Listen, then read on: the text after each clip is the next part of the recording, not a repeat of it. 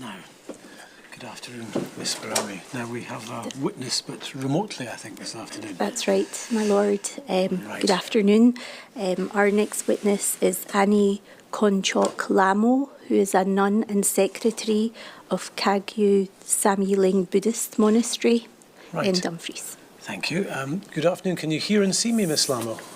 Good afternoon. Yes, I can indeed. Thank you very much. Thank you very much. Could I tell the people in the control room that my television isn't on in front of me? If it was possible to put it on, that would be better, but we'll carry on in any event, even if we can't. On you go, Miss Barami. Thank you, my lord. Good afternoon. Good afternoon. I'd just like to remind you that the proceedings today are being transcribed, so I'd ask that you speak slowly and clearly, please, to allow the transcription to take place easily, and also to remind you that we have a restriction order in place, so please don't mention any names of private individuals in your evidence today. Okay. Is it correct that you provided a statement to the inquiry? It is. Yes, I did. Thank you. And the reference number for your statement for the purposes of the record is SCI WT 0619-501. Now, please could we start off with you telling His Lordship about your organisation, the community you serve, your background and role with the organisation, both now and during the pandemic, if those were different. Okay, so Samye Ling is a Tibetan Buddhist monastery that was established over 50 years ago in the borders of Scotland. And it was set up by two Tibetan refugee lamas who came to this country in the 1960s. And it started off very, very small and developed because interest was shown by British people, basically, in their Tibetan Buddhist beliefs. And so it's grown since that time, and now it's a kind of quite a large complex of buildings with a resident community now of about 30 people, although in its heyday, you could say, at one point there were more like 60. So it varies quite a bit. And there's a mixture of lay people, men and women, and ordained monks and nuns. Sometimes approximately half of each, half ordained people, half ordinary lay people. And the people who live in the community participate in all the activities, and we have daily meditation sessions, prayer sessions. We eat communally in a dining hall. We have extensive gardens that we work on. We have to do all sorts of kind of administrative things, so there are people who do that. And also we've done quite a lot of building in the past, and we have maintenance. All sorts of little things have to be done very regularly, every day, even cleaning. So we're a community who work together to do all these things, and we have been financed in various ways, not from the government or anything like that, but some individuals who live there pay to live there, for example, but mostly people come and stay as guests for shorter times, and they pay for the privilege of coming there. Often they participate in Buddhist courses or special prayer rituals that will go on for a day or a few weeks or whatever. And also we run a number of kind of like-minded type of courses and retreats, so things like mindfulness or yoga, tai chi, that kind of thing. There are many people who are not necessarily Buddhist who run courses at Samye Ling, and people come and stay there, and it helps us because they pay for the accommodation. So we've been supporting ourselves that way. Thank you. Now, could you please tell us a little bit about the central beliefs and rules of Buddhism? Okay, so Buddhism is based on, you could say, loving kindness and compassion. Or certainly, there are various sorts of Buddhism, and it varies greatly across the world in the different countries where it's practiced. So it looks quite different on the outside in different regions, but mostly you could just sum it up by saying everything's based on loving kindness and compassion, and also the development of wisdom. So we're supposed to train in that. So what's quite relevant to this inquiry is that the most basic form of that is to learn not to cause harm to others. And we have various ways of doing that. And so one way is through meditation, another way is through watching our behaviour, what we say, all that kind of thing. So it's something there's just a lot of Buddhist teaching about how to develop these qualities, and you could say some of us are more successful at it than others, but you can't expect, just like with other religions, we're not all perfect. Thank you.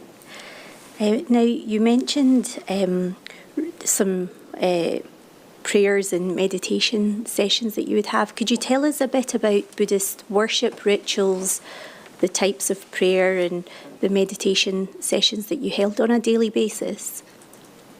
So in Samye Ling, we have our hub, you could say, is what we call the temple.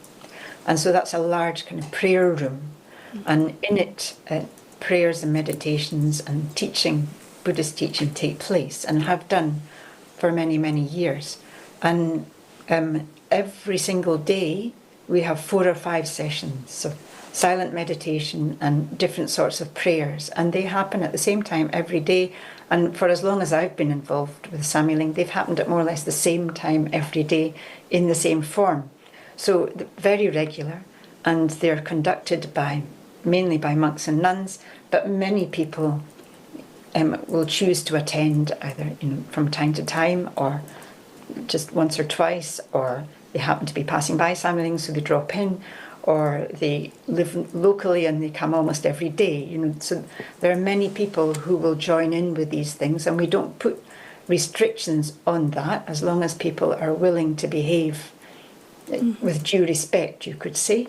Then we don't say, are you a signed up Buddhist, or you don't get in the door. We don't have any kind of policy like that. We don't really care very much whether people are Buddhist or not. If they want the world, try to make the world a little better place, then we're very happy to have them around. Yes, thank you.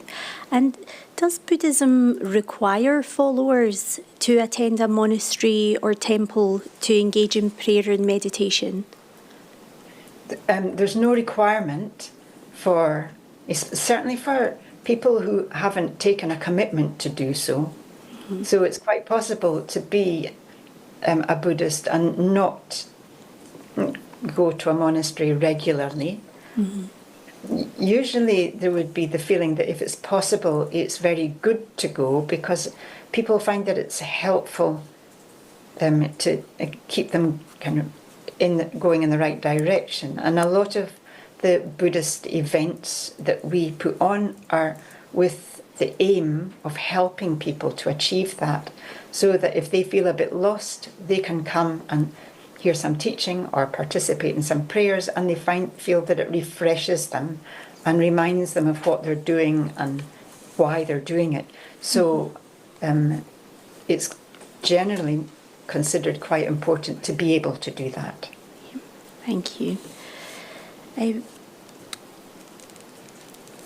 And you mentioned some other retreats and workshops and things that you ran at Samye Ling before the pandemic. Could you expand on that a little? Okay. So before the pandemic, we would run usually several workshops each weekend. And so we could quite easily have at least one mindfulness course. We have a strong link with a mindfulness organisation called the Mindfulness Association. So they put on a lot of their courses either in Samye Ling or at one of our connected centres in, say, London or Glasgow or Edinburgh or wherever. So we have a very strong connection with them. They put on a lot of courses, and many of them at Samye Ling. So people will come, people who are not quite likely not to be Buddhist, but interested in mindfulness, will come and stay for the weekend or for longer, because sometimes they have slightly longer retreats, and they'll become basically resident at Samye Ling for the length of that course. And then, if they don't want to get involved in any of our Buddhist schedule, they just stay away. There's no pressure on them to do that, although it is open to them. And then, likewise, we have various yoga and Tai Chi teachers who are part of our, you could say, course program. And then there are others who are not particularly connected, but they like the venue, so they will just hire the venue and bring their people who will either stay in Samye Ling or locally and attend whatever their teacher puts on. Thank you. And I wonder, do Buddhist nuns and monks provide pastoral care to their lay communities, to the non-resident lay communities? I guess to a certain extent we do provide pastoral help. For example, when people are very connected and who feel that it's helpful to them, sometimes they ask for prayers to be done, either on their behalf or for somebody to come and visit. So we do try and provide that. But the Buddhist community who are within easy travelling distance, obviously, although there are quite a number of people, quite a proportion of the local population is Buddhist, it's still a very remote rural area, so it's not that many people. So we don't do that kind of thing that often. Usually the travel makes it difficult. So I wouldn't say that pastoral care is a large part of our activity. Okay, thank you. And could you tell us a bit about what day-to-day life was like at the monastery prior to the pandemic? Okay, so for monks and nuns, usually we're encouraged to start the day early, and the monks and nuns are responsible for making sure that prayers and meditation sessions happen in the temple.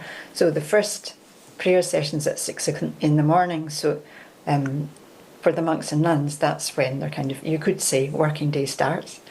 And then our meals are also very, you could say, regulated, so they happen at exactly the same time every day. So there's breakfast at 7, and then meditation for an hour at 8 in the morning, and then a work period until lunch at 12:30, and then either another work period or else prayers in the afternoon.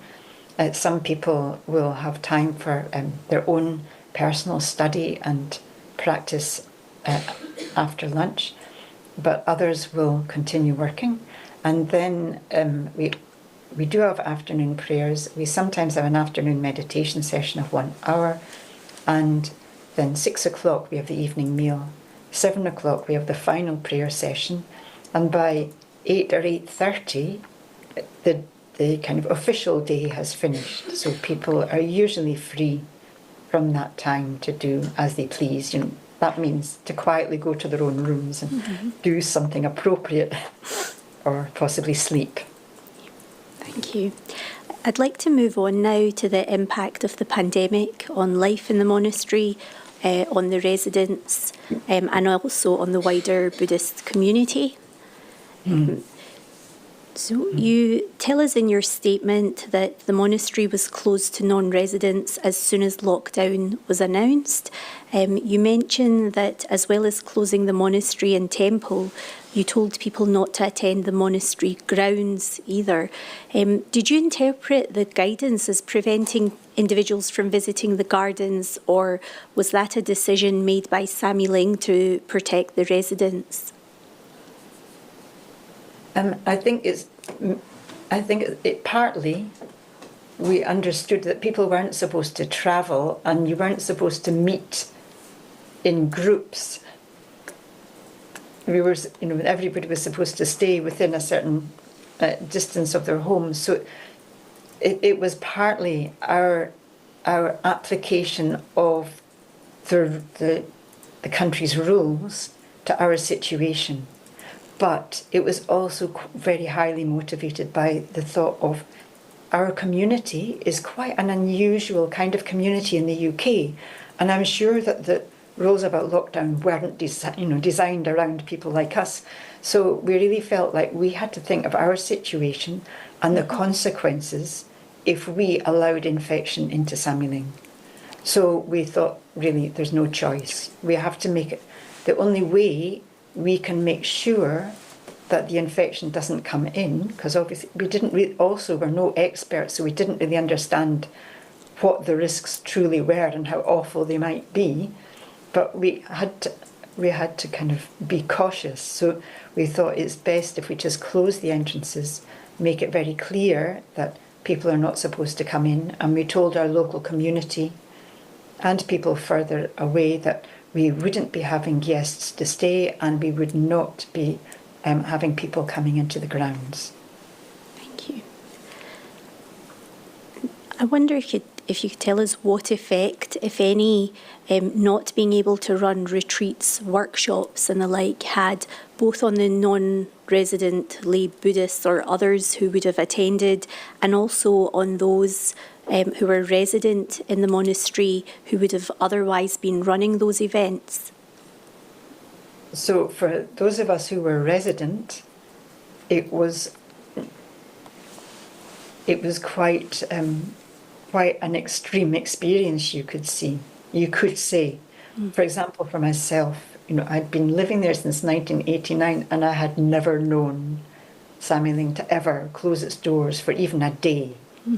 And then suddenly it was completely closed, and we thought it would be just a couple of weeks at first, like probably everybody did. And then it just went on and on and on. And so it was a very strange experience. And then the kind of job that I did, this kind of administrative job, a lot of what I did was arranging courses and retreats, and suddenly there were none left to arrange. So the job I did ceased to be what it had been. I'd been very, very busy before. Suddenly it wasn't busy at all.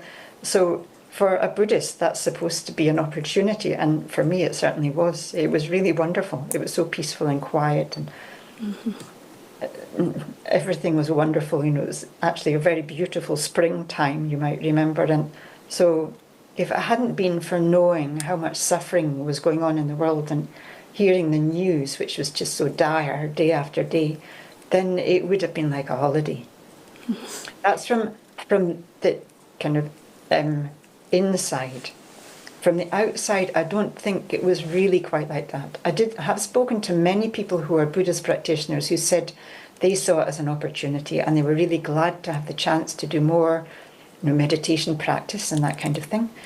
And then gradually many teaching opportunities opened up online, so we were able to participate in teaching from teachers abroad. So there were some opportunities like that we wouldn't have had otherwise. So many people in the community appreciated that, but gradually it became more and more difficult, I think, for many people not being able to come. Thank you. And I do want to come back to the topic of online sessions and services. But first I wonder if I could ask you about living arrangements. I believe at the time of the pandemic there were around 50 residents in the monastery. And I understand that there was a resident who was particularly vulnerable to COVID-19 and that you and he essentially formed a bubble and lived separately to the rest of the community for a number of months. I wonder if you could tell us more about that arrangement, the impacts that it had on you and the resident, and then go on to tell us what led to reintegration with the rest of the community at Samye. So as far as our kind of little bubble was concerned, it was actually very pleasant. He's a long-term meditator, so we didn't have any kind of psychological difficulty with having to be alone a lot of the time. And then it was quite nice for me because I had to do things like, keep the fire going and things like that, whereas before I'd been sitting at a computer all day long. So it was actually quite nice do something a bit more physical. So there were, all sorts of aspects like that that just happened to be not a challenge. And I think the same held true for our larger bubble. The people there were focused on slightly different things, and also our management did make some effort to engage people in very positive ways, and so it did actually benefit the community in the longer term. And then I think that the first national lockdown came to an end, and also people were getting to know how to live with the whole situation. And also I think some restrictions were lifted slightly after, I think, just 1 or 2 months, and we realised that the large bubble situation in Samye Ling itself was working very well, and we saw nobody had been infected, so the risk seemed much less. It became more of a known, rather than something completely unknown. Because at first I was really worried about this person getting infected, and there seemed no other alternative, no way of really protecting him without taking that step. Thank you. In terms of the larger bubble which you then rejoined, was life able to continue in the same way? Were the daily schedules and daily responsibilities that you share and the daily rituals able to continue as before? So all our you could say Buddhist practices continued exactly like they did before, except there weren't quite so many people. There were only us, the people in the community. So it was different from that point of view. But what actually took place was the same.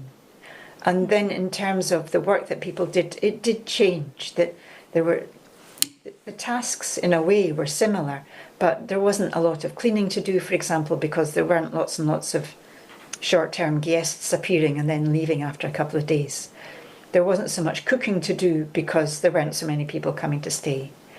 A lot of the administration that had been happening relating to people coming to stay, and of course, didn't have to be done anymore. So the focus shifted a bit, and there was more emphasis on repairing buildings and developing the garden. Thank you. Now, as well as self-isolating if someone contracted COVID-19, you mention in your statement that residents self-isolated after medical appointments for 1 or 2 weeks. Can we take from that the only time residents left Samye Ling was to attend medical appointments? You're correct, yes. People didn't leave unless they had some kind of medical appointment. And that happened regularly enough. Actually, maybe when I gave the statement, I said if anybody got COVID, then they would isolate. Of course, that didn't happen actually until after we'd opened up. So while we were closed, then nobody had to isolate because of having had COVID. But if somebody had to go out for a reason, and the only reason I can remember there being was for doctor's appointments or things like that. So then they would isolate either for 1 week or for 2 weeks, depending on what the current idea was about how long one remained infectious. Mm-hmm. And that system clearly seems to have worked for the monastery then, if nobody contracted COVID, and it's perhaps more cautious than the approach taken by the general population. Do you think that your Buddhist practices and beliefs helped individuals to completely isolate for a week or two at a time? Absolutely. For especially in our particular tradition, there's a great emphasis on meditation, and it's regarded as a benefit if we get some time where we don't have anything else to do, so we can focus on that more. but obviously it takes a certain degree of stability, emotional stability to cope well, actually. We talk about it quite a lot, but being able to really handle 2 weeks of complete isolation may be quite a challenge for some people. Mm-hmm. So there was that understanding. But we made sure, like, we brought people food. So all they needed to do was pick up a plate outside their door and eat, and they didn't need to think about anything else, really. And if they did require anything, they could just leave a note, and whoever was assigned to take care of them would make sure that they had it. So we did make sure that everybody was comfortable enough. Thank you. And that remained the case for almost 2 years. I think you closed in March 2020, then reopened in November 2021, so just a few months short of a year. What was the impact of living with a group of 50 people in a confined space for that period of time and having no outside contact, really? I think it wasn't so extreme because there's quite a large group. I think that the stress that some people felt was in wanting to go out and have a cup of coffee or go and do some shopping just to have a nice time. Mm-hmm. So that kind of thing was not so easy for some people. But for most of us, because we live and work and do what we do in the same place all the time anyway, so it was just, a lot of it was very normal. Mm-hmm. And we spend all day, every day with each other anyway, so that didn't change so much. We wouldn't normally spend lots and lots of time being outside of Samye Ling, although, of course, many of us would have regularly had to go out for various reasons. Mm-hmm. So there were things like not being able to see family, that was a pity, but I think many people were experiencing that anyway. So we didn't feel like it was just us. Mm. Yes. And since the monastery was closed to the public and residents only left for medical appointments, did that mean you didn't have to worry about interpreting and keeping up with the frequent guidance changes? Actually, we did keep up to date with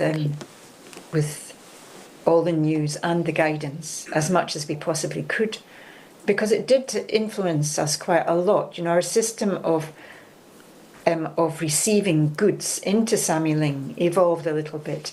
So we would keep things for 24 hours and then sanitize them. And there were, throughout the pandemic, there were different theories or ideas about how long the virus could live on certain surfaces and all that kind of stuff. So it affected us quite a lot, and we thought about whether we should open up again and again. We thought about how much we should open up, and then, we thought a lot about routes through Samye Ling, because it's quite a wide area. Samye Ling isn't just one house. It's got a number of buildings and with the roads around it. So, there were all sorts of things to consider. And as the pandemic progressed, then conditions changed, and so our thinking changed, and we had to decide again and again, because people would say, "Are you not opening up yet? Look, this place is opened, and they're saying this," and all that kind of thing. And we had to think about it and really try and consider the risks as well as we could with the information that we had available. So we really did try to keep up to date with guidance. Did you have any issues interpreting the guidance, or did you feel you had enough time that you could interpret it well enough? I don't remember there being any issues. I think it was. In a way, it was quite difficult to keep up with it because it did change quite a lot, didn't it?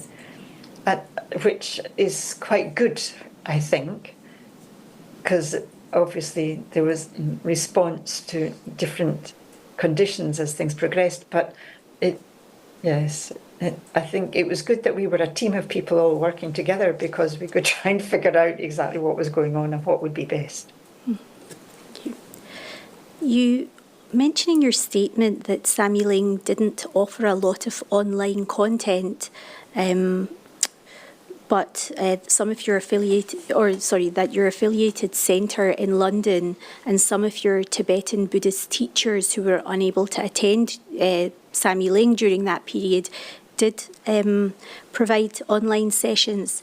I just wonder, is the reason Samye Ling didn't provide more online content the availability of these other services, or was it to do with your broadband facilities in that location? Because you also mentioned that strong signal broadband wasn't available until 2024. So was it the infrastructure that wasn't in place, or the other services, or a combination of these? I think it was mainly our decision. We felt that we just felt that it wasn't the best thing we could do, so we didn't do that so much. And I mean, I mentioned that our centre in London would do daily meditation sessions, and there were also other centres connected to us, or part of our kind of international organisation, who were doing things. So there was quite a lot going on, but it just didn't come from us. Okay. And we just felt that we didn't really feel kind of we would do such a good job. I wouldn't say that it's because the service provision was not sufficient. If we had been really wanting to do it, then we would have been able to do it. We were able to receive, so we could have sent.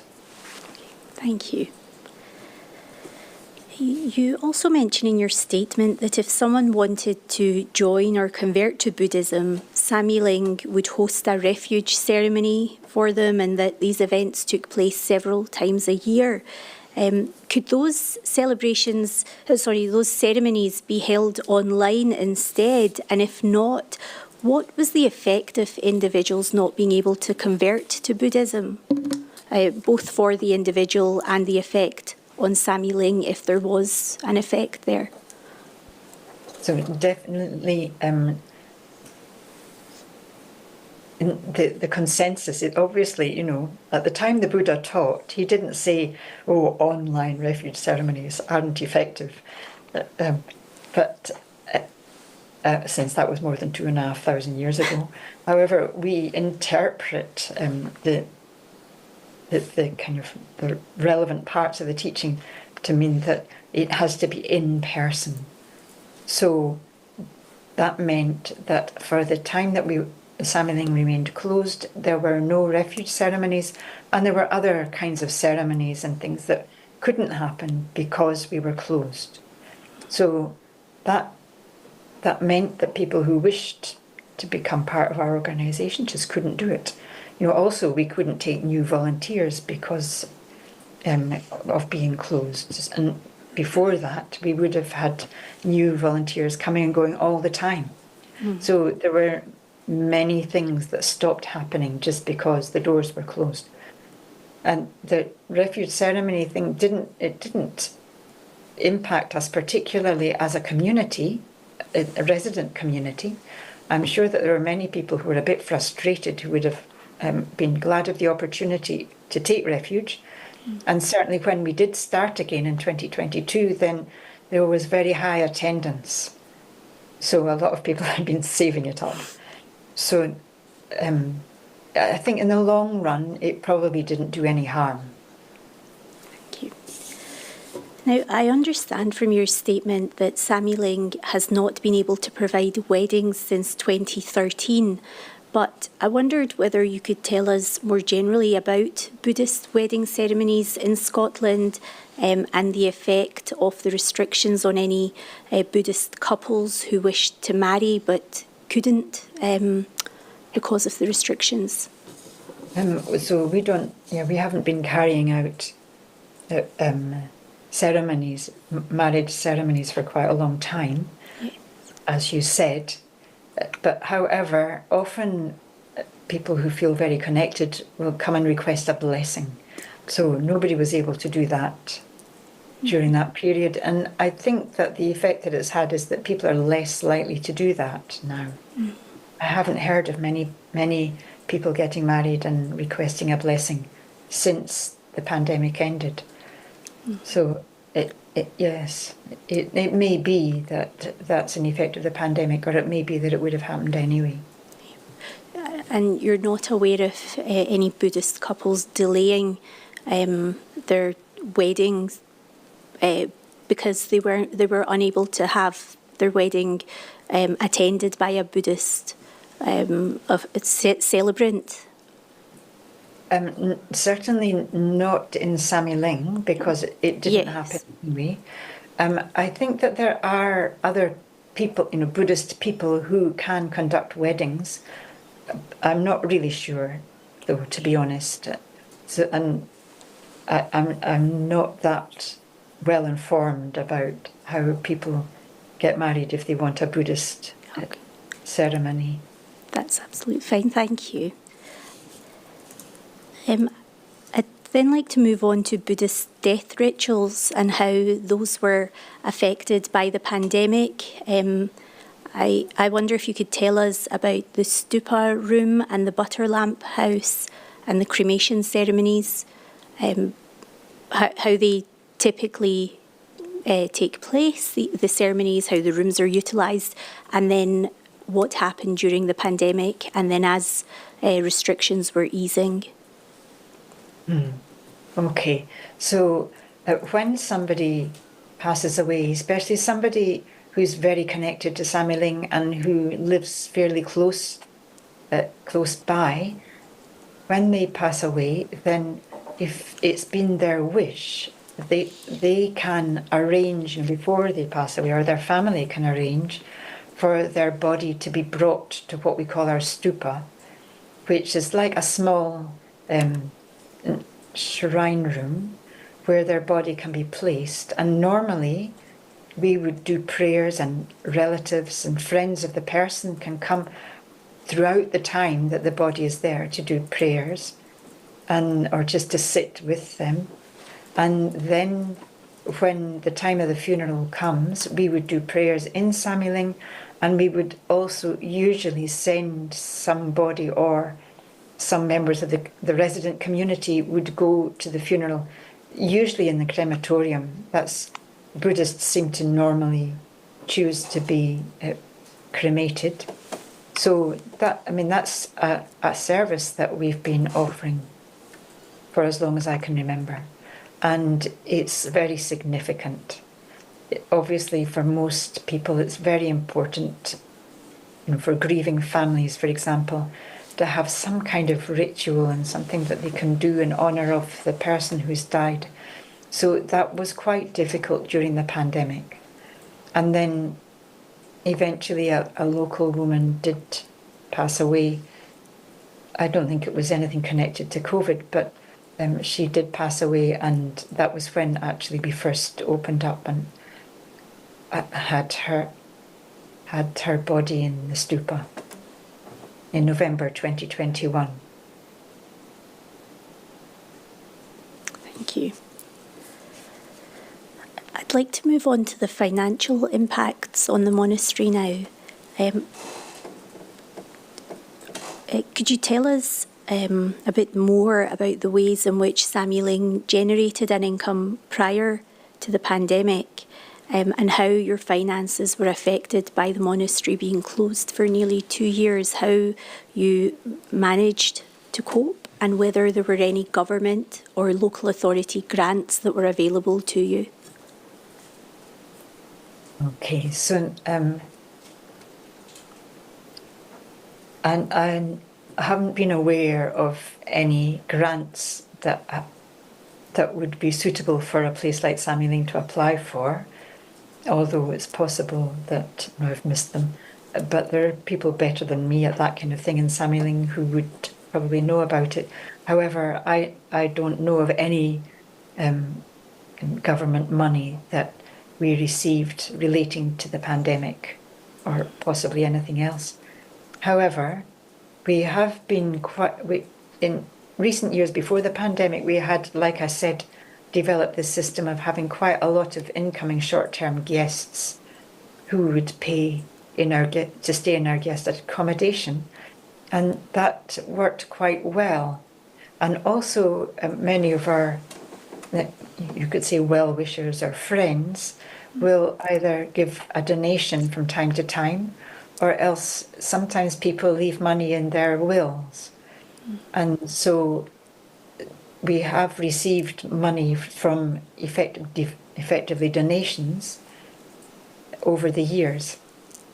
So those two main sources, the accommodation, people coming to stay, and then money that's just given by well-wishers, those two sources have funded us, and to the extent that when the pandemic started, for probably the first time in the history of Samye Ling, we actually had some money in the bank.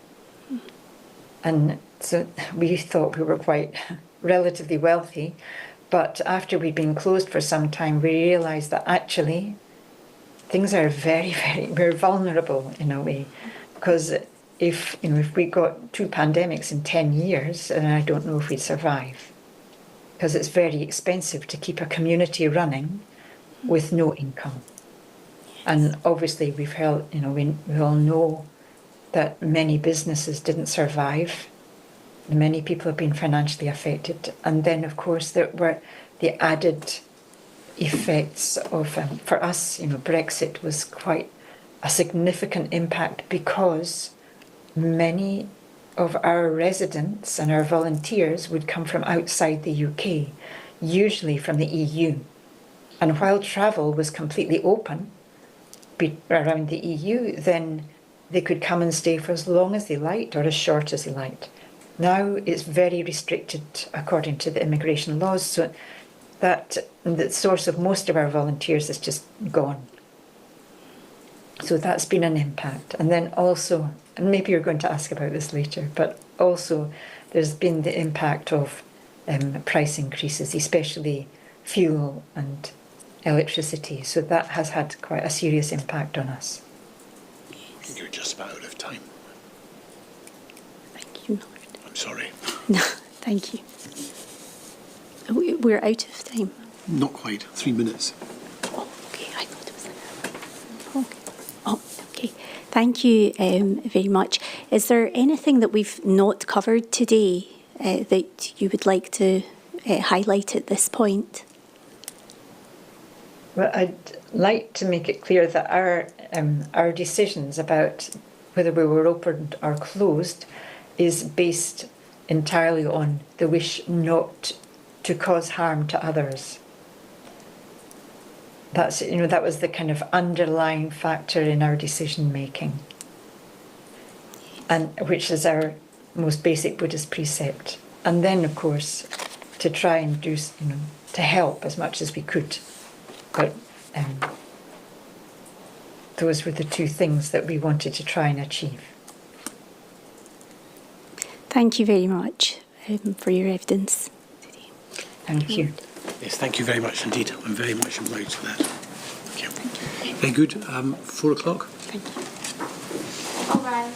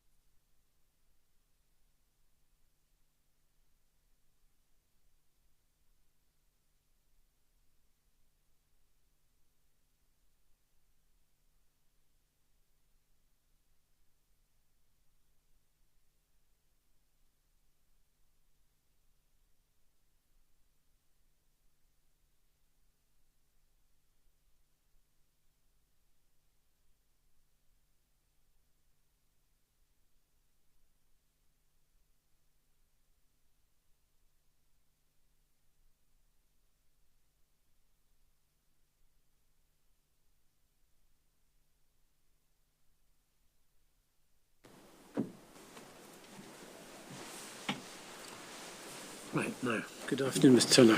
Good afternoon, my lord. The final witness today, my lord, is Mrs Helen Woodsford-Dean, the Deputy Presiding Officer of the Scottish Pagan Federation, who is joining us from Orkney virtually. Very good. Now, do we have... Oh, we do indeed. Good afternoon, Mrs Woodford-Green. Good afternoon, my lord. Now, can you see me and hear me all right? I can hear you, my lord, but I cannot see you. I'll see if someone can correct that as quick Thank as we you. can. But in the meantime, can you see Mr Turner? No, I can only see myself. But Let you me can- just have a little look and see. No, there's nothing I can click to change it. Right. Do you think we should just start, Mr Turner? I'm content to start, my lord. Right. We'll try and dare get... say something will be- I can see you, my lord. Miraglo. Splendid. Right, Mr Turner's got some questions for you, so on we go. Thank you, my lord. Good afternoon, Mrs Woodsford-Dean. Thank you for joining us. Thank you, Mr. Turner. Just a brief reminder, we are transcribing today's call. If you could try and speak slowly and clearly, that will help our stenographers. Could I ask you first of all to state your full name, please? Mrs. Helen Kathleen Woodsford-Dean. Thank you. And for the purposes of today's hearing, Mrs Woodsford-Dean, what is your role? I'm the Deputy Presiding Officer of the Scottish Pagan Federation. Thank you. And you've provided a statement to the inquiry.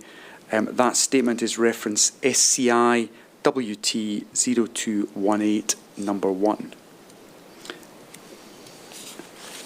I am unable to confirm the reference, but I can confirm you can take that's it. the witness statement. You can take that from me. Thank you.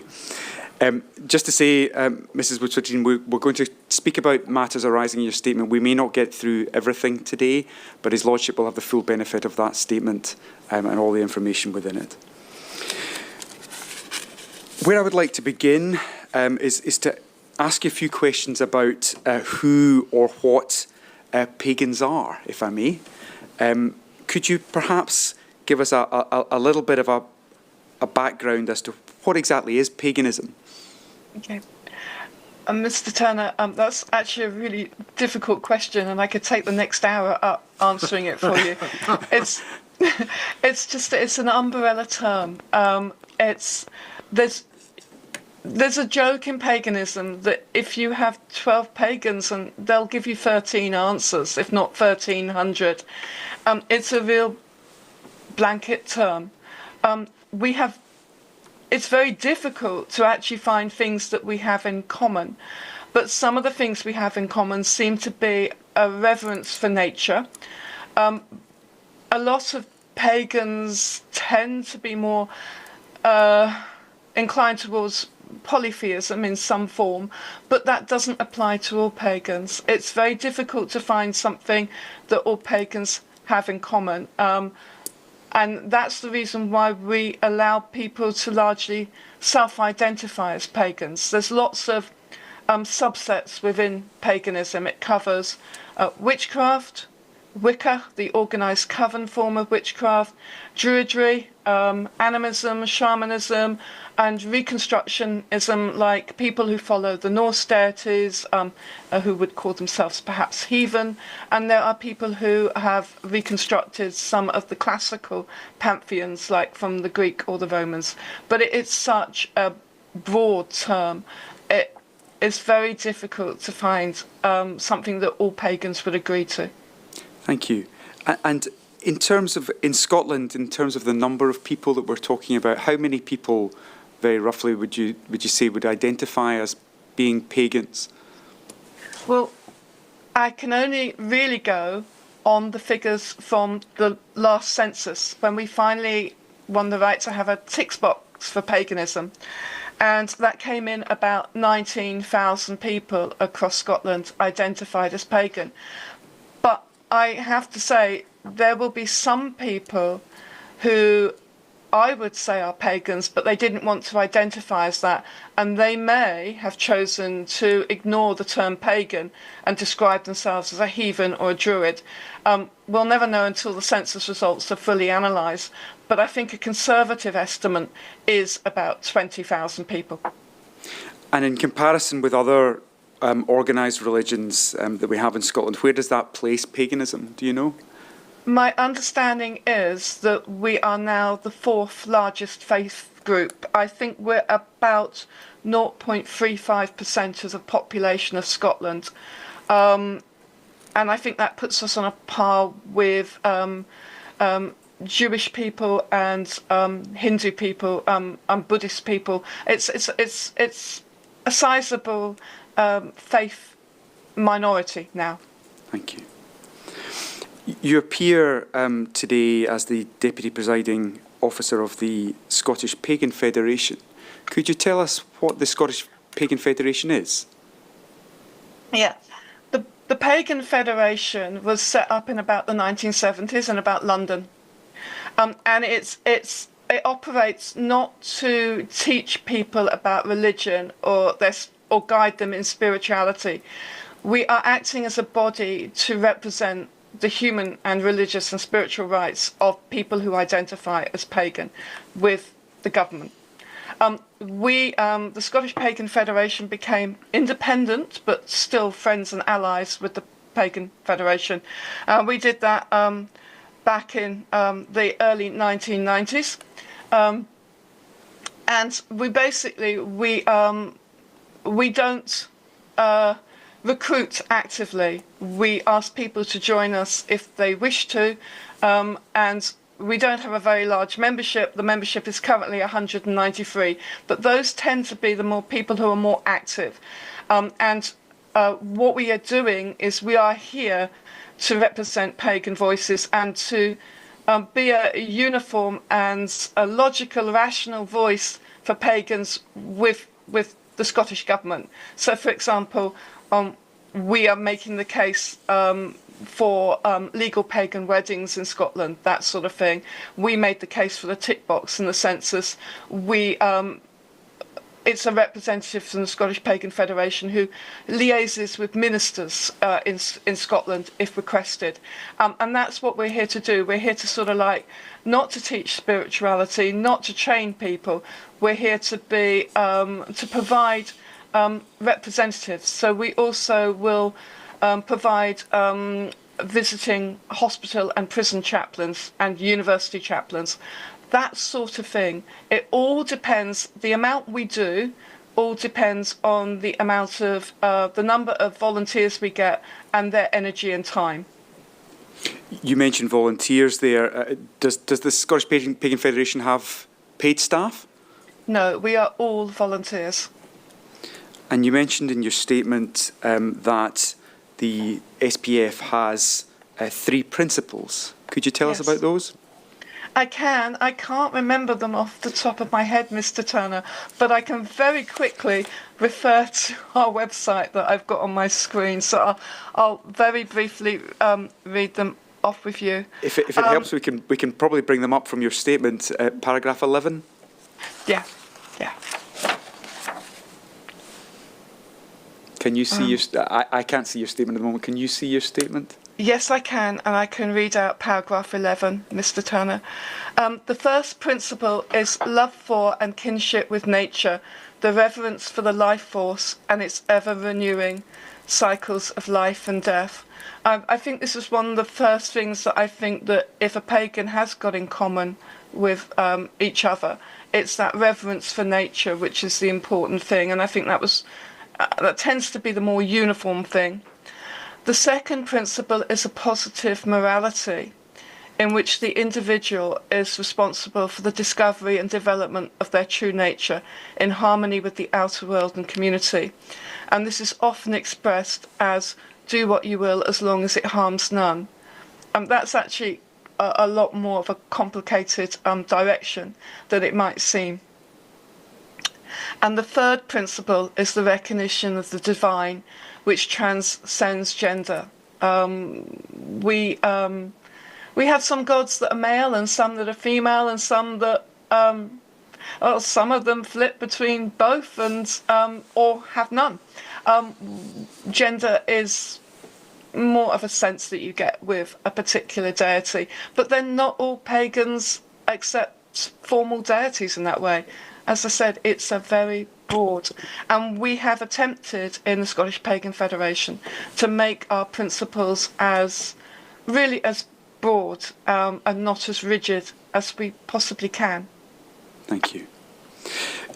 You've helped us greatly there, Mrs. Woodsford-Dean, and understanding that there isn't a one-size-fits-all. I'm going to ask you some questions which probably sound like one-size-fits-all questions, but if you can take any questions as asking for a sense rather than any specifics. I'd like to talk to you about the kinds of sort of observance, the kind of services or the kinds of practices that people might ordinarily undertake. What kinds of sort of, perhaps use the word inelegantly, worship or observance do people undertake as pagans? The first one I'm going to take issue with is the word worship. Not all pagans will worship. I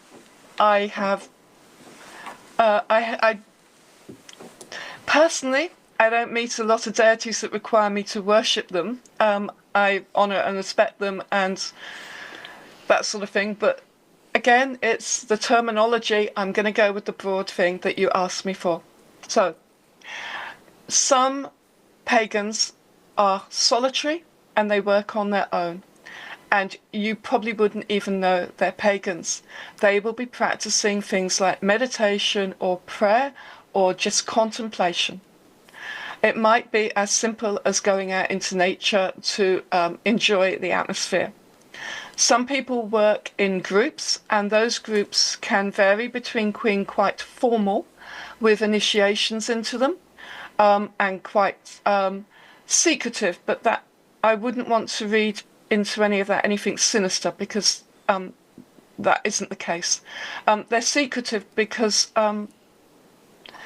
people are taking promises to each other or to powers, if you like, and those things should be not announced, more kept honoured, I think is the word I'd want to use. You can also have some,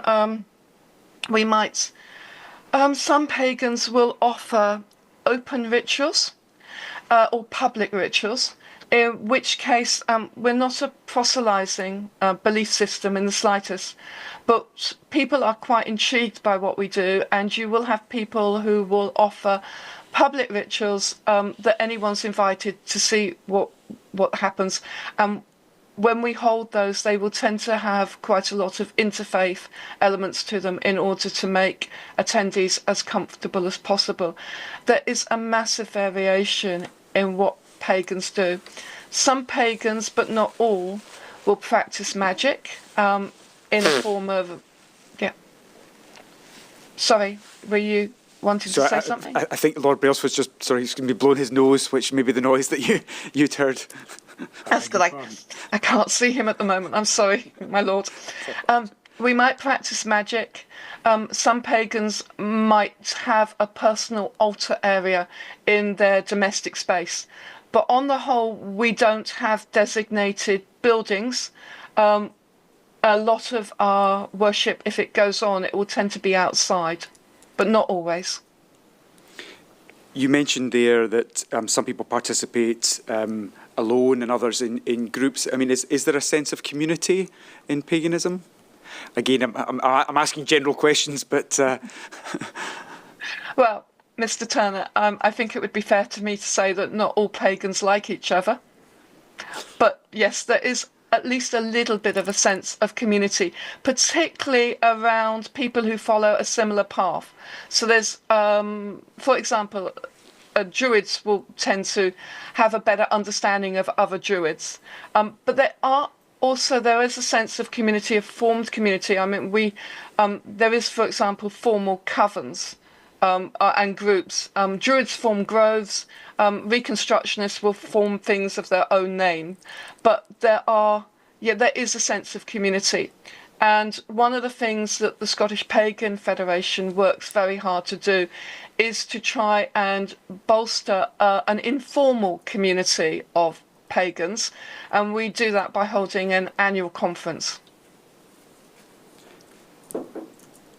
You mentioned in your statement festivals. Could you tell us about those? I can. Again, there is no uniform answer, but in general, we hold more sacred, broadly. We will celebrate the main 4 solar points of the year, which are the 2 equinoxes and the 2 solstices. And we also celebrate what are called 4 fire festivals in between them. So we have one tomorrow, the 1st of May, Beltane. We have Lammas on the 1st of August, or sometimes called Lugnasa. We have Samhain, or Halloween, at the end of October. And we have Imbolc at the end of January, beginning of February. They're all tied in with the solar year. Some pagans follow set lunar calendar events such as full moon and dark moon, and some reconstructionists will have particular days of the year that are holy to a particular deity which they may have found from historical records. Thank you. You've mentioned this afternoon involvement in chaplaincy services. Yes. Are there any other services which pagans offer? We have a couple of our officers are they're fully PVG checked, and some of them have got a background in education. They will go into schools to talk to people. They will attend interfaith events and put on public rituals as part of interfaith. We also we're allowed to provide legal weddings in Scotland, but we'll also provide relationship blessings. And some pagans will provide funerals and baby or child namings. There's all sorts of services that we provide to our community. They're not all very well publicised. There's something about not boasting of what we do as pagans. It's quite under the radar, but you'll find that a lot of pagans are very active in charities that perhaps help to feed or shelter the homeless or something like that. There's a lot of things that pagans do that people don't know about, but it's just it's a quiet charity in many ways that we perform. I use charity in a noun way rather than a proper noun formal setup. Understood. Thank you. Thank you. If I may, I'd like to move on now to the pandemic itself. Yes. We've heard over the last couple of days the effects and changes that have happened. We all lived through lockdown in particular, and that's affected people very differently. Could you tell us what impact lockdown and other restrictions had on pagans and what they were able to do at the time, I suppose? Okay. I'm going to start by talking personally.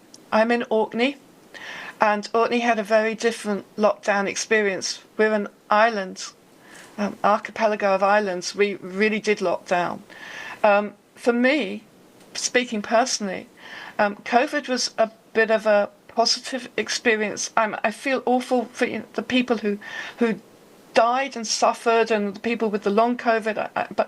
But in terms of my own personal thing, it was actually quite positive. It allowed me to be quite contemplative. It meant I could withdraw from life and focus on spirituality and meditation and things like that. I was still scared. I was still worried about the future, but my personal spirituality was able to blossom. In Orkney, I'm quite isolated physically from other pagans, and one of the good things that came out of COVID, I think it's a good thing, is the fact that, well, actually were allowed to talk like this today. Video conferencing and other ways of communicating online really blossomed. And that meant that actually in many ways I had a bit more communication with a lot more pagans than I had previously had done. Now, although that's my personal experience, there are a lot of pagans who, when I kind of like was soliciting some ideas about what they might want to say and have said about their experiences for this inquiry. And they were saying, well, actually, it didn't really affect me because I'm a solitary or I just work with my partner, and it didn't affect my pagan practice at all. It just gave me a bit more time. However, for those who meet in groups or who like to meet physically, it had a lot of changes for them. And many of them who were able to took things online, but I think most people found that online was a poor substitute for the actual in-person meetings. So, Mr. Turner, I've tried to answer your question personally because I had a probably very different experience from lockdown to a lot of people did, simply because of geographically where I was. But I'd also tried to answer a little bit more to say there's actually quite a lot of people like me who it wasn't affecting their religious practice a huge amount. But I'm fully aware of other pagans who really did struggle with things because they couldn't meet in their group. You mentioned in your first principle love for and kinship with nature. Yeah. Did the lockdown and the restrictions have any impact on that? Not necessarily for yourself, but anecdotally, do you know, in terms of pagans? Well, yeah. For myself, it didn't, because I live in the middle of nowhere and I'm surrounded by several acres of peat bog, and I was allowed to go out into it. But yes, I would say the inability to go out into natural places would have had quite a profound effect on... Most pagans are inventive. They would have found a way to get round that in terms of their spirituality, but I think psychologically not going out into nature, which is where a lot of pagans find a sense of renewal and sanctuary and sacredness, not being able to go into nature definitely affected a lot of pagans, I would say. You mentioned that some pagans like to meet physically. Yes. When you say that, do you mean in person, or do you mean is touch an important part for some pagans, or both? Or was there any restriction in terms of being able to contact each other that would have had any impact in terms of the paganism? Touch is not a requirement in paganism in the same way as perhaps a church congregation would share the peace or something like that.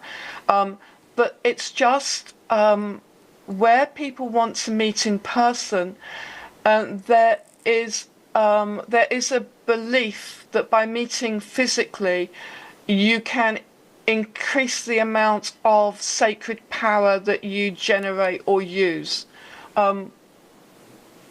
That's putting things into terms that are quite difficult to verbalise, and I think people miss that. Some people are more physical people than others, and when I greet my friends in general, not just my pagan friends, I do sometimes like to give them a hug, and I'm not the only pagan who missed being able to do that, but I wouldn't say that that was necessarily a negative impact on my spiritual practice.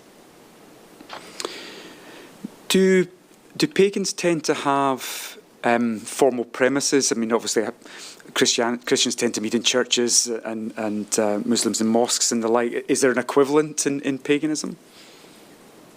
In general, no. In general, the demographics of paganism, and this has been written up by Professor Ron Hutton, who has actually studied it. In general, the demographics of pagans are not particularly wealthy people. There are occasionally attempts to crowdfund, for want of a better word, getting some premises, but on the whole, no. If people meet in groups, it will usually be in domestic houses or domestic gardens, quite informally, or they will rent a space. For example, when we hold our Scottish Pagan Federation annual conference, we rent a space for that. Does that mean that restrictions on meeting in homes and the like, would that have had an impact upon pagans' ability to meet? Yes, that would have had a direct impact on those pagans who meet in that way, yes. You mentioned the fact that there are a number of pagan celebrants. Yes. From that, I assume that they're undertaking weddings in the ordinary course. Were there any effects on the ability to undertake weddings during the pandemic? Do you want me to talk a little bit about celebrants, or would you like me to talk specifically about the performing of legal weddings in Scotland? Both would be interesting. Okay, let me start with the nature of celebrants. Anyone can be a celebrant. Okay, you don't even need any training. Anyone can do it. But what the Scottish Pagan Federation do is we are allowed to nominate 20 celebrants with the National Records of Scotland, and they are allowed to perform legal pagan weddings within Scotland. And I'm actually one of the celebrant coordinators. I'm involved in, it sounds a bit harsh, I'm involved in interviewing and vetting our potential celebrants and checking that they are keeping to the sort of things that you're meant to do when you do a legal wedding. But anyone can do a relationship blessing or a funeral on that. And there are plenty of pagan celebrants who have nothing to do with the Scottish Pagan Federation or are not approved to do legal pagan weddings. So I just wanted to bring in that differentiation. But at the moment we have, I think it's either 18 or 19. I've got one celebrant who's on the cusp of being appointed. But we have a cohort of approved Scottish Pagan Federation celebrants. They will have all gone through some sort of formal or informal training through their own particular path. They will have all been experienced celebrants, and they're nominated for a 3-year period with the National Records of Scotland. We had to follow very closely the guidance that came out regarding weddings. And yes, initially we did have to cancel a lot of them. In my particular case, I found that couples were in general very understanding of that, and they just postponed. And were there any changes to the arrangements for weddings during the pandemic? My risk assessment got considerably longer. I changed a few particular things with it. I wanted to, most of the weddings that I hold, and I don't know if that's true for all the pagans, but most of the ones that I hold are held outside. So you were outside, you had slightly less restrictions.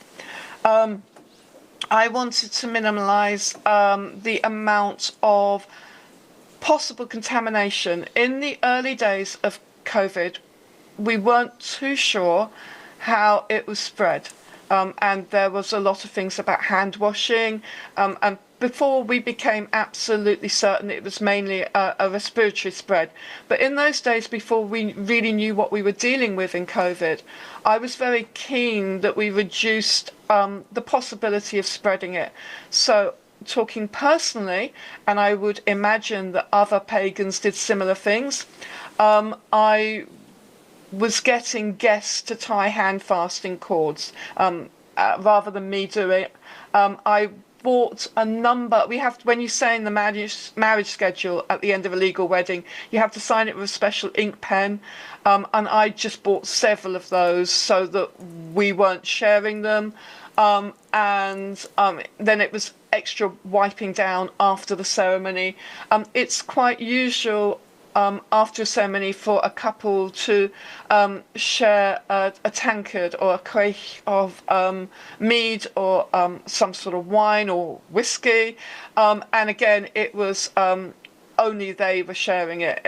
Nobody else was taking. We weren't passing it around like in a Christian communion. There was lots of little things like that that you really had to think about, and we put those changes in place. It really just required a little bit more thinking. Most of the weddings I did were small ones, but some of the weddings I did were larger ones, and although they were held in gardens, sometimes the number of guests that could be invited changed on a daily or not weekly basis, and guest lists had to be quite dynamic. Thank you. You've mentioned there your risk assessment and the changes in guidance. Did the SPF have any involvement in communicating those changes in guidance? Yes. In fact, I was one of the Scottish Pagan Federation officers that was communicating guidance. There would be a couple of us more senior officers when new guidance came out, we would kind of like look at it and just say, well, let's translate this into what might be a more simple and meaningful and practical way, and then we're going to show the guidance. And at every stage, we're always very, very cautious that we have some members of the pagan community and just the community in general who have vulnerabilities. They would be more vulnerable to a serious attack of COVID if they caught it, for example. We wanted to look after everyone. So every stage that we interpreted guidance, we did it erring very seriously on the side of caution. We wanted to keep everybody as safe as possible. That was really important to all of us. We've heard over the last few days from a number of religious groups that were invited by the Scottish Government to join the Faith and Belief representative group. Were pagans invited to join that group? My understanding is that our current presiding officer, and Mr. Turner, you asked me not to name anybody in person previously, but they are named in my witness statement. But our current presiding officer has joined that committee and is an active member of it. But I'm not too sure at what point they joined. I don't think it was until after COVID. Thank you.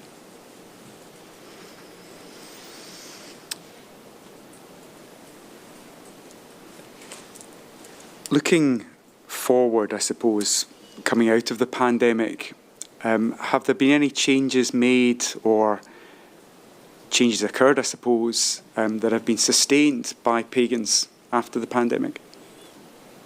I think my personal practice, I'm more careful in general about not spreading bacteria or in any way I might do. I'm a little bit more cautious about if a couple ask me in a wedding or a ceremony to share a creche with the whole guests. I kind of like say, probably not a good idea. It's just made me a little bit more cautious and considerate, I think, to vulnerable members of society. And one of the things that have come out that I think is a positive thing is that when we hold our annual conference, although it's an in-person conference, we've made a lot more of it accessible online. So we sell online tickets as well. We've become a lot more aware that not everyone can travel or can afford to travel. And we kind of like tried to make things a little bit more accessible for people. One of the things that I think is another good thing is the senior officers of the Scottish Pagan Federation. Geography, our geographical distance has no longer been such a hindrance to us communicating. And I think we communicate a lot more than we before COVID. I think those are some quite positive things. Speaking personally, but I also know this has affected other pagans, speaking personally, we stopped running our open rituals in Orkney. They got quite famous. We did actually appear in a few media stories, particularly when people wanted a bit of a different slant to Stonehenge at solstice. But we used to hold the 8 solar festivals at some of our amazing archaeology in Orkney. And after COVID, I used to do it with my husband as a team, and we just decided we really didn't have the energy to do it anymore. I know that COVID has made other organised groups rethink whether they wanted to continue with things. So things, yes, changed. in several places before and after COVID. Thank you. Mrs. Dean, that's all the questions that I wanted to ask you. I don't know if there's anything else that you wished to highlight to His Lordship before we let you go this afternoon. No, there's nothing more I'd like to say.